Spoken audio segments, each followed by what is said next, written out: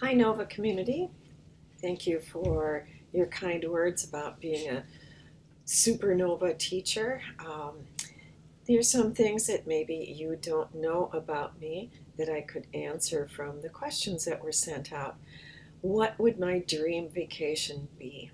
It's always been my dream, at least in the last 15 years, that after I retire, I would be able to take a trip to Italy, probably the Tuscany area, and I would like to stay with a family that owns a vineyard and work with them, eat with them, cook with them, and just get immersed in that culture and absorb the gorgeous countrysides there and just feel like I'm part of Italy at that moment.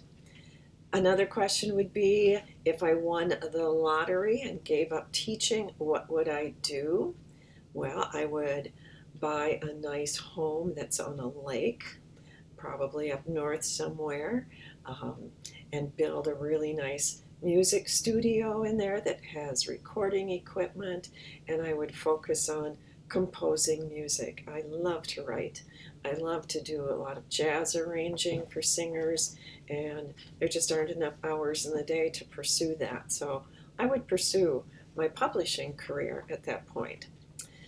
The best thing about being a teacher, period, at any school, and I have found this to be even more so at Nova because I've taught at many different schools, the best part is building relationships with students.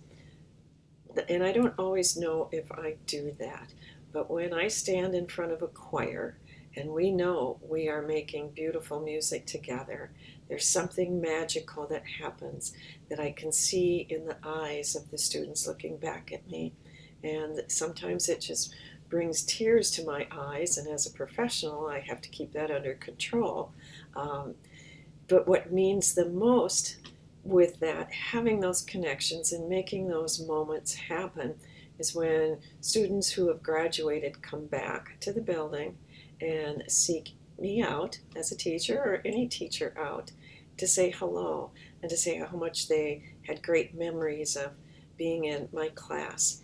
That's when I know I've made a connection and have built that relationship, and that means a lot. Um, if I could take students anywhere on a field trip, this is pretty broad, I would choose Europe.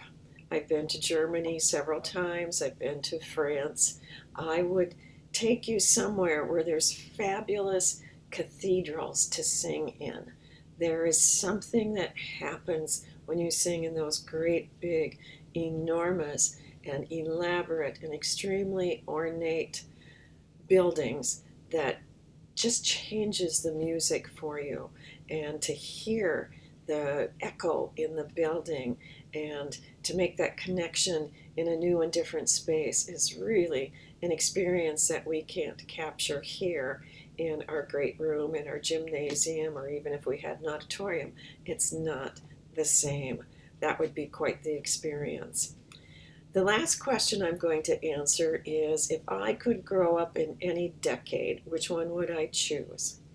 Well, this is going to date myself. If I could have grown up in any decade, I would have liked to have been born maybe in the late 20s or the 1930s. So by the time World War II was over, Hollywood was returning to making great, big, elaborate musicals. I would have loved to have been in the musicals at that time, making movies. I would have loved to have had the opportunity to dance with Fred Astaire and even Gene Kelly, but my first choice would be Fred Astaire. And of course, that was a long time ago, so I would have had to have been born a long time before I was born, which was a long time ago. So I hope that answers some questions about me that you didn't know before, and thank you so much for the opportunity to do this.